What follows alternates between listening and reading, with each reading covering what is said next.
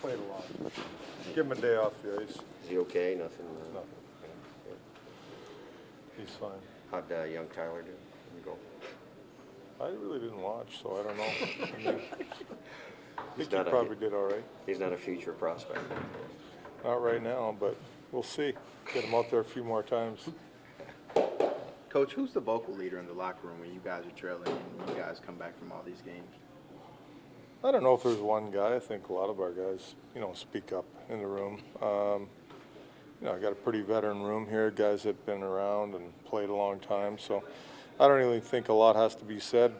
They just know that, they got to do things differently, or maybe just stick with what we're doing. And, we're just not getting any breaks, or, but they know how to handle it. And I think there's a lot of guys that just, understand what we need to do. And I don't think a lot has to be said, to be honest with you.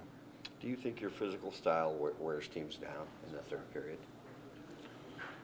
Yeah, I mean it's a big part of how we play for sure. When especially when you're playing against McKinnons and McDavids and these guys, and if you're not gonna take the body on them, or you're not gonna get in their way and frustrate them, I mean it's gonna be a tough night for you.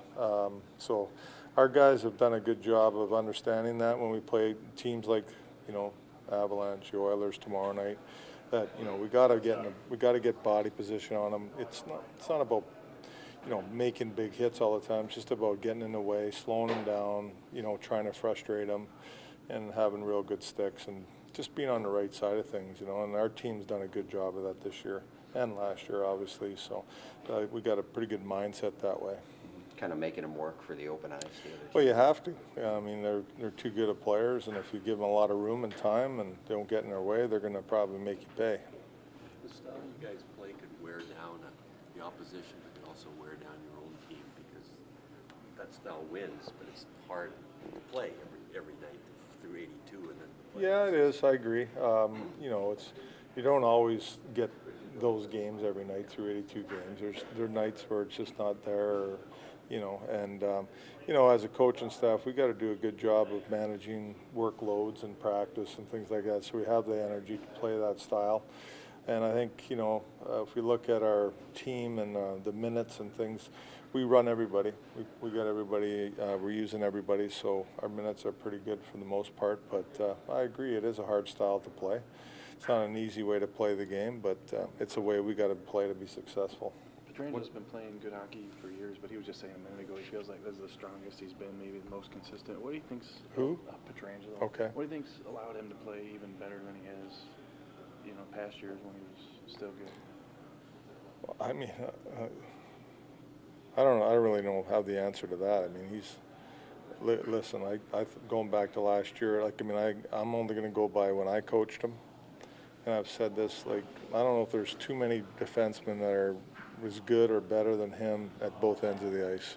He's, he does a good job for us in our own end. One of the best breakout, defensemen, breaking a puck out of our zone, defending, closing plays down, great stick, and then just has a knack of getting up the ice.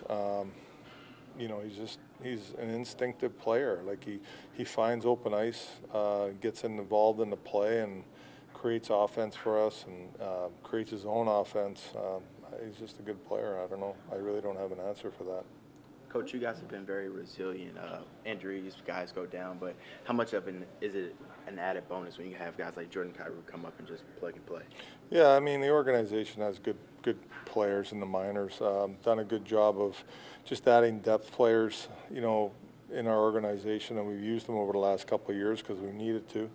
They helped us win last year, some of these players, and now we got more of them coming in because of injuries. So it's just the organization's done a good job of, having, depth down in the minors, whether it's from a draft pick or, a signing or whatever.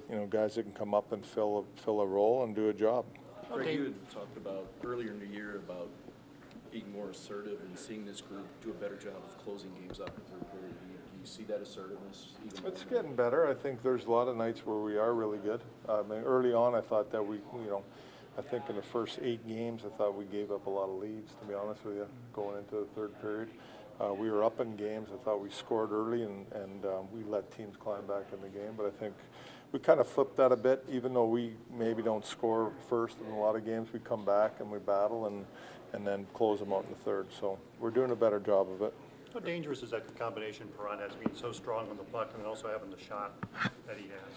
Well, he's a he's a competitive guy. He's got such a heavy stick, he wins puck battles, and especially in the offensive zone. Like, I don't know if I know too many players that can win as many puck battles as him and keep the puck and hang on to it. He's very dangerous that way, and they, him and O'Reilly they work really well together. They got great chemistry, and they look for each other.